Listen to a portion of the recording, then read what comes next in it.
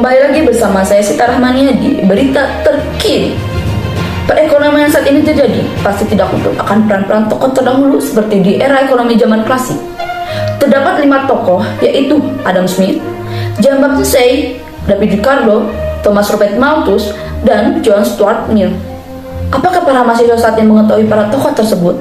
Baik, langsung saja kepada rekan saya yang sudah berada di kampus Universitas Siliwangi.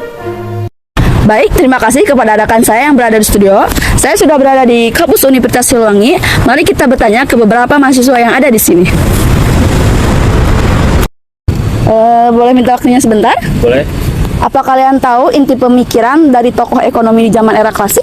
Ya, saya tahu salah satunya adalah tokoh John Stuart Mill. Dalam bukunya yang berjudul Principle of Political Economy, Mill menuliskan tentang masalah produksi yang merupakan bagian dari kegiatan ekonomi dalam hal pemenuhan kebutuhan masyarakat dan keinginan pasar.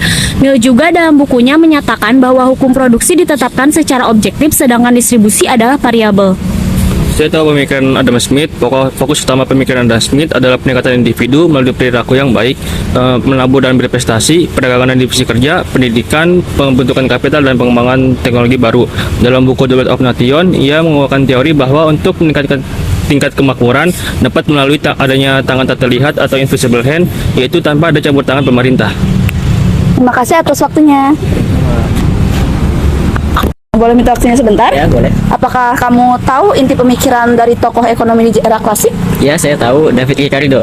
Pada saat Inggris mengalami inflasi yang tinggi, David Ricardo ini menawarkan solusi untuk dalam bukunya yang berjudul The High Price of the Billion. Beliau mengatakan bahwa Bank England itu berlebihan dalam mengeluarkan uang.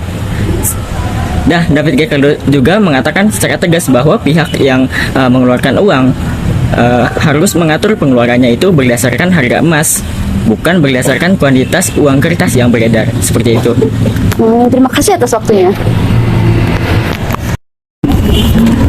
Boleh minta waktunya sebentar? Apakah kalian tahu inti pemikiran ekonomi di era zaman klasik?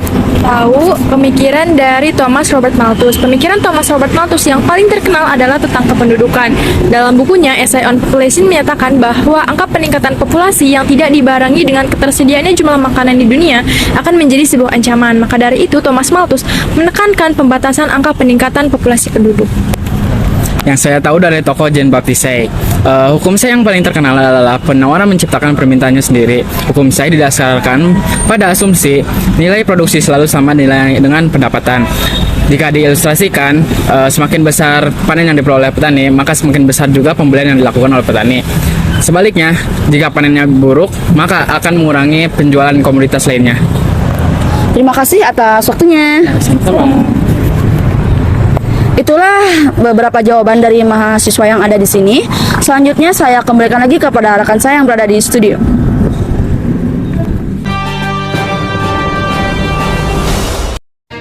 Terima kasih kepada rekan saya yang berada di kampus Universitas Siliwangi. Jadi, inti pemikiran para tokoh tersebut yang pertama adalah Adam Smith mengemukakan teori mekanisme pencapaiannya tingkat kemakmuran dapat tercapai melalui invisible hand. Yang kedua, Jean Baptiste Say, yaitu penawarannya menciptakan permintaannya sendiri. Yang ketiga, David Ricardo mengemukakan penyebab terjadinya inflasi. Yang keempat, Thomas Malthus yang mengemukakan tentang kependudukan.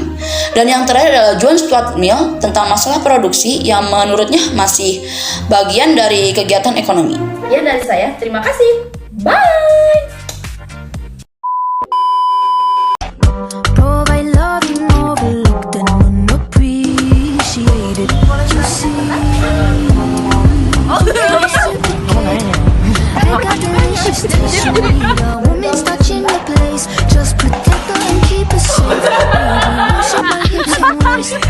Soften my in with grace, I touch your soul when you hear me say